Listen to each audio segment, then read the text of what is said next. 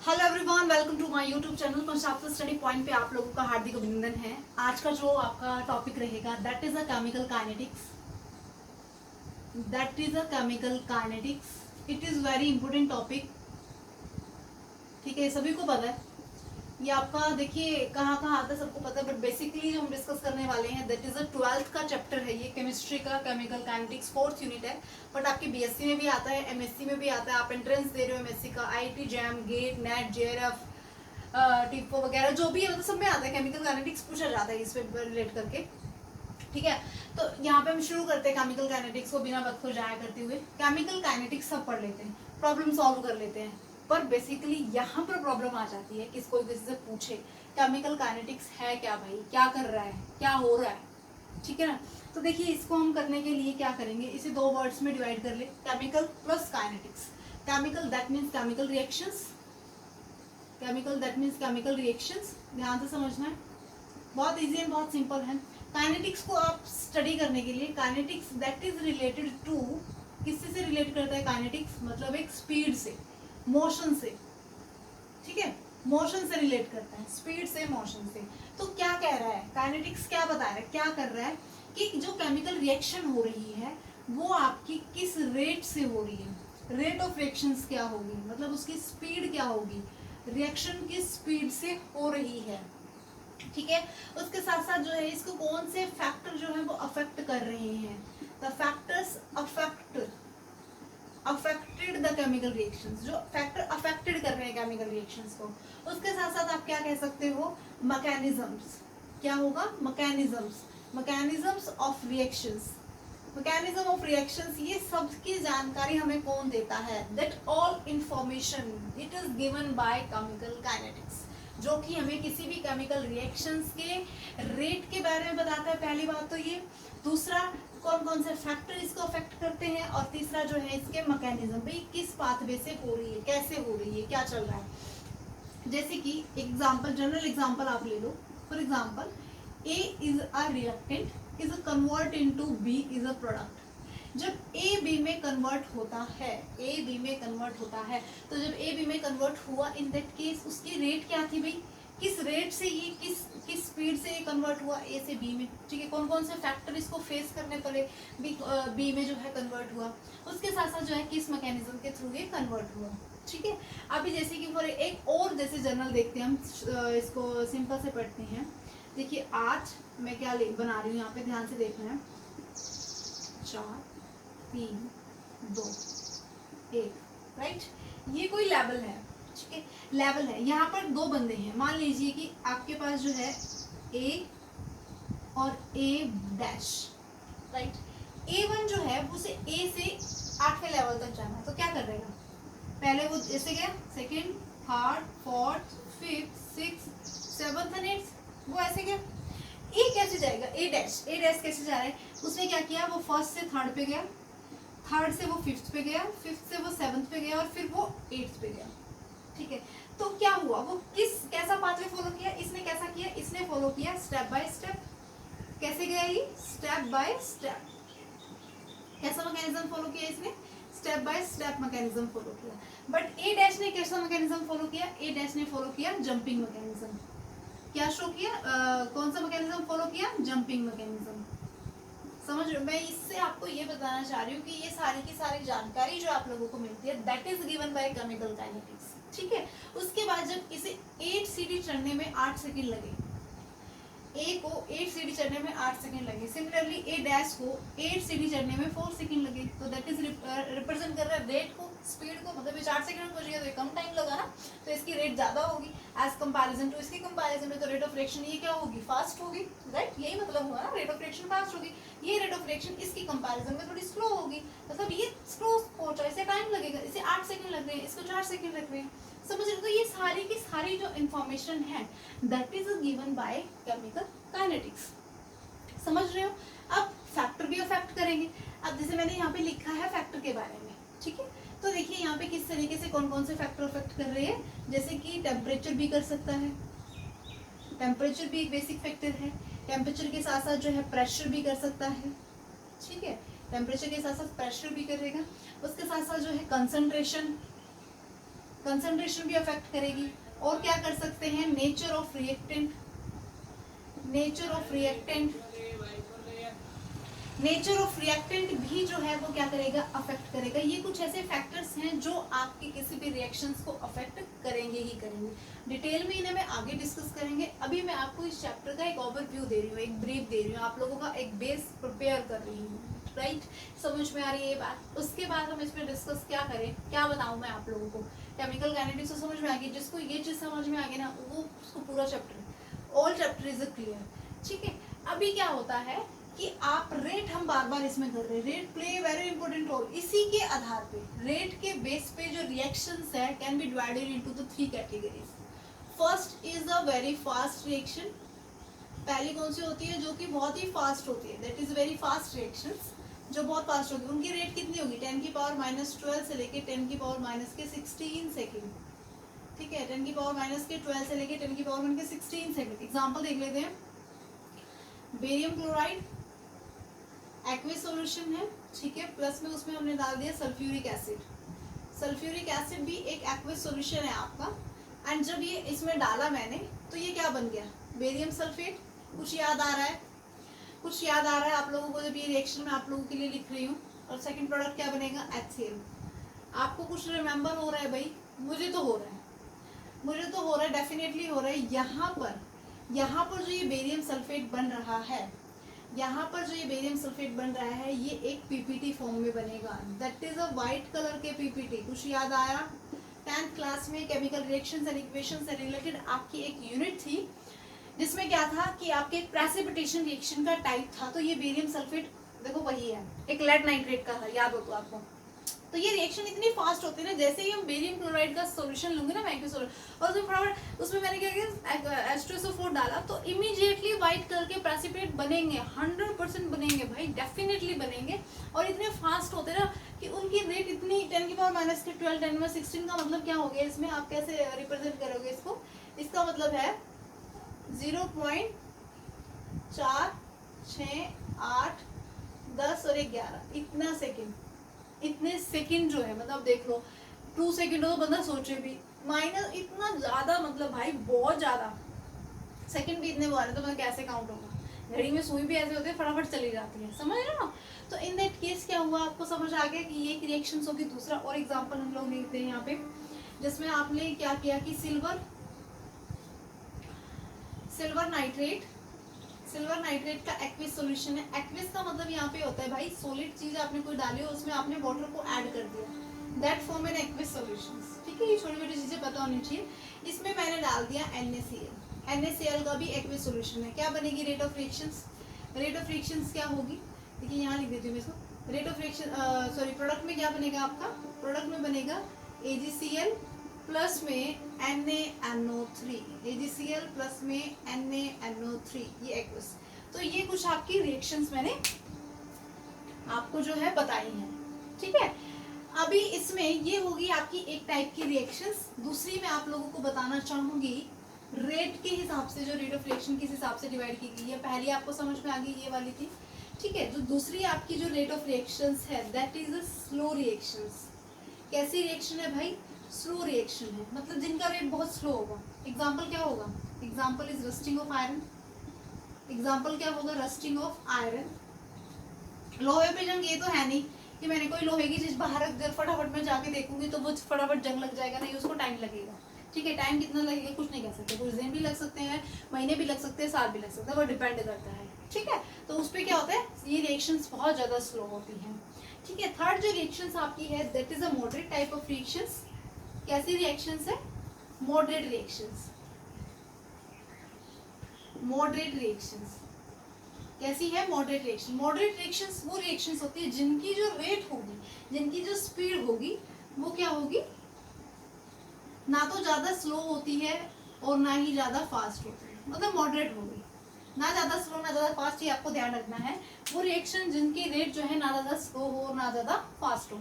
Example के तौर पे हम लोग ले लेते हैं, जैसे कि आप एग्जाम्पल के तौर पे क्या लो, एग्जाम्पल के तौर पे हम ले लेते हैं यहाँ पे आपका जो है सुक्रोज, ठीक है।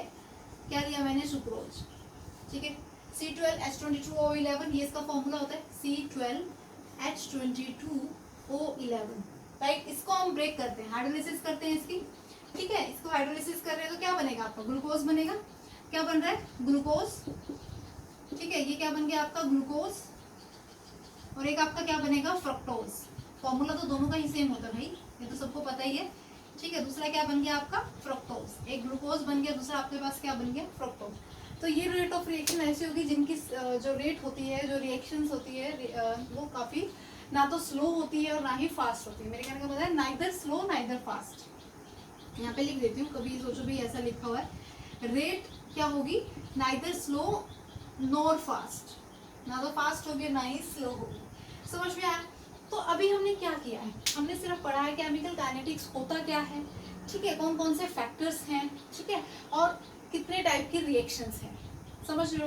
अब हमें जो केमिकल काइनेटिक्स में इन तीनों में से किस तरीके की रिएक्शंस चाहिए, ठीक है, आपको ये आंसर देना है कमेंट बॉक्स में। किस तरीके की रिएक्शन हम स्टडी कर सकते हैं on the behalf of chemical kinetics, ये कमेंट बॉक्स में मुझे कमेंट सेक्शन में कमेंट करके बताइएगा कि which type of the reactions are used to study, मतलब which tell about the chemical kinetics. Chemical kinetics को स्टडी करने के लिए हमें क्या करना, कौन सी रिएक्शन हम यूज करेंगे, ठीक है। उसके बाद आपको मैं एक और अच्छा सा क्वेश्चन देना चाहूंगी कि डिफरेंट डिफरेंट रिएक्शंस होती हैं, राइट। डिफरेंट डिफरेंट रिएक्शंस होंगी तो उनका रेट जो है वो डिफरेंट डिफरेंट होगा, ऐसा क्यों।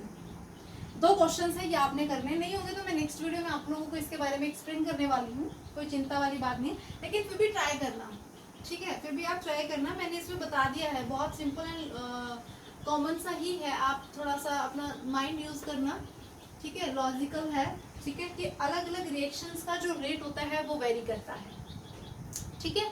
तो ये ब्रीफ हुआ। अब इसमें जो मेस हम करने वाले हैं, अभी धीरे धीरे और थोड़ा आता रहेगा, स्लो, मतलब कहते हैं ना कि सिंपलर से थोड़ा हम जो है कॉम्प्लेक्स और जाएंगे। तो यहाँ पे आता है rate of reactions, rate of reactions, rate,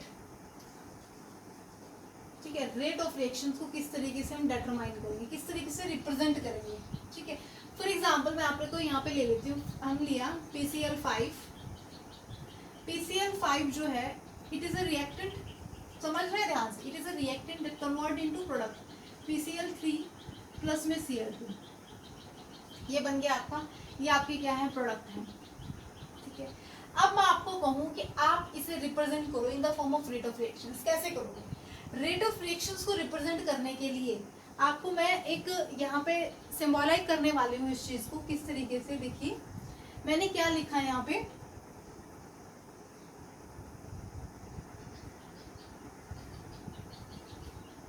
इसको बताने से पहले मैं आपको एक वो बताती हूँ। पहले रेट ऑफ रिएक्शंस को जो हम बताते हैं, रेट कैसे रिप्रेजेंट करते हैं, इसकी क्या होगी कि change in concentration, change in concentration of reactant and product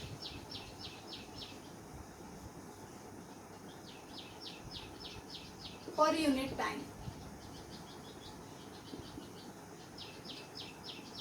that is the rate of reactions. Most important is change in concentration of reactant and product per unit time.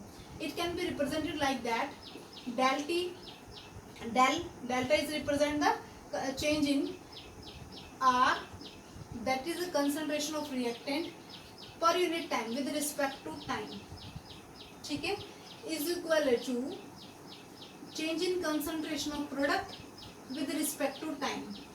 समझ में आया। अब ध्यान से देखना, यहाँ पे मैंने यहाँ पे माइनस लगाया है और यहाँ मैंने प्लस लगाया है, माइनस एंड प्लस, इसका मतलब मैं समझाती हूँ आप लोगों को। तो इसे जैसे मैंने यहाँ पे लिख दिया, तो मैं क्या कर रही हूँ कि जैसे अभी यहाँ पे इसको इससे समझो, रिएक्टेंट को प्रोडक्ट में चेंज हुआ, इसको अभी भूल जाओ बदल के, रिएक्टेंट जो है प्रोडक्ट में मैंने चेंज किया, तो मैंने इसको किस तरीके से रिप्रेजेंट किया, ऐसे, ठीक है। माइनस का मतलब यहाँ पर ये नहीं है कि जो रिएक्टेंट की रेट है वो क्या हो रही है, माइनस में आ रही है, प्रोडक्ट की प्लस में आ रहा है, ऐसा कुछ नहीं है। ये जो माइनस है वो रिप्रेजेंट कर रहा है कि जैसे जैसे रिएक्टेंट प्रोडक्ट में चेंज होगा, जैसे जैसे रिएक्टेंट जो है प्रोडक्ट में चेंज होगा विद पासिंग ऑफ टाइम, जैसे जैसे टाइम गुजरता जाएगा रिएक्टेंट प्रोडक्ट में चेंज होगा, तो इसकी कंसंट्रेशन में चेंज आएगा। अब वो चेंज कैसा होगा, कम। मान लीजिए कि यहाँ पर ये 10 ग्राम था, मान लीजिए ये 10 ग्राम था, ठीक है, रिएक्शंस हो रही है आपकी, प्रोडक्ट बनेगा, ठीक है, प्रोडक्ट भी आपका 10 ग्राम में बनेगा, इक्वली बनता है, ठीक है, इक्वल बनेगा, क्वांटिटी इन लगा लो आप, मान लो कि 10-10 ग्राम बना है, लेकिन इनिशियली तो ये 10 था, इनिशियली ये 10 था, ये कितना था 0, क्योंकि तो बना ही नहीं था, तो यहाँ पे इसकी कंसंट्रेशन क्या थी, ज़्यादा होगी। लेकिन जैसे जैसे रिएक्शन स्टार्ट हुई तो इसकी कंसंट्रेशन क्या करेगी, डिक्रीज करेगी। 8 ग्राम था, 2 ग्राम ये बनना शुरू हो गया, फिर उसके बाद 6 है, ये 4 बनना शुरू हो गया, ठीक है, उसके बाद जो है इस तरीके से ये क्या होगा, बनना शुरू होगा। तो मतलब क्या होगा, ये टोटली एक ऐसी स्टेज आएगी जब ये 0 हो जाएगा और ये आपके पास क्या होगा, 10 ग्राम बन जाएगा, ठीक है। मैं आपको ये समझाने के लिए एक एग्जाम्पल दे रही हूँ, जनरल एग्जाम्पल है। तो इसमें क्या हुआ कि change in concentration of reactant, reactant की कंसंट्रेशन में चेंज आ रहा है, मतलब रिएक्टेंट जो है वो कम हो रहा है, तो ये रिप्रेजेंट कर रहा है माइनस साइन इस चीज को। और प्रोडक्ट की कंसंट्रेशन में चेंज आ रहा है, क्योंकि प्रोडक्ट आपका बन रहा है तो प्रोडक्ट की कंसंट्रेशन क्या कर रही है, बढ़ रही है, तो दैट बढ़ रही है तो वो क्या आएगी आपकी प्लस में। समझ में आया ये बात आपको? This is the rate of reactions को हाउ टू बी रिप्रेजेंट, आपने इसको इस तरीके से रिप्रेजेंट करना है। और ये एक मोस्ट इंपोर्टेंट बात और मैं आप लोगों को बताना चाहूंगी, यहाँ पे बहुत इंपॉर्टेंट है यूनिट के बारे में। यूनिट क्या होगी, यहाँ पे हम गलती करते हैं, ठीक है। यूनिट क्या होगी, यूनिट क्या होगी, क्योंकि चेंज इन कंसंट्रेशन है, कंसंट्रेशन की यूनिट क्या होती है, मोल पर लीटर, कंसंट्रेशन की यूनिट क्या होती है, मोल पर लीटर, राइट।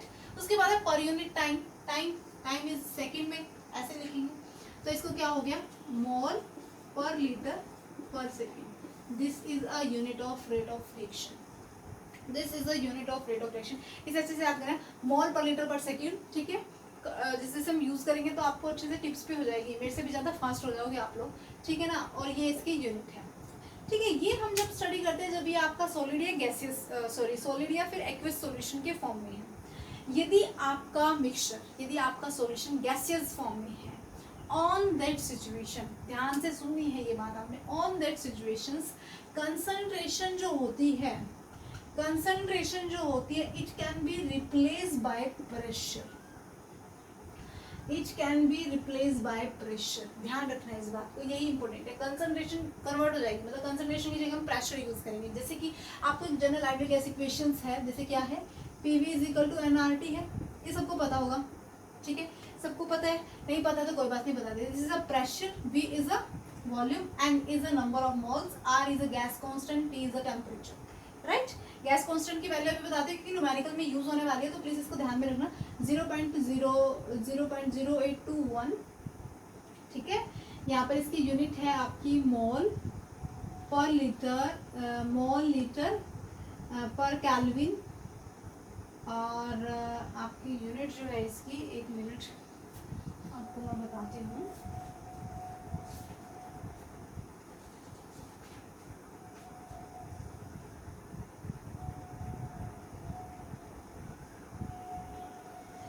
लीटर एटमॉस्फेयर पर केल्विन पर मोल, बस एटमॉस्फेयर रह गया था, बाकी सब कुछ ठीक है। तो ये इसकी वैल्यू का कांस्टेंट है, इसको अच्छे से याद करना है।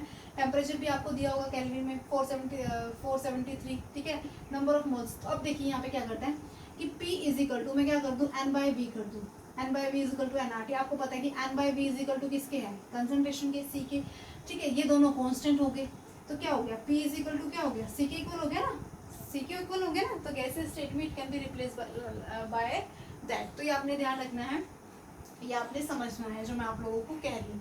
तो इस केस में रेट ऑफ रिएक्शन कैसे रिप्रेजेंट करेंगे, इस केस में रेट ऑफ रिएक्शन जो है वो रिप्रेजेंट करी जाएगी ऐसे, ठीक है। इस केस में रेट ऑफ रिएक्शन कैसे रिप्रेजेंट करी जाएगी, ऐसे।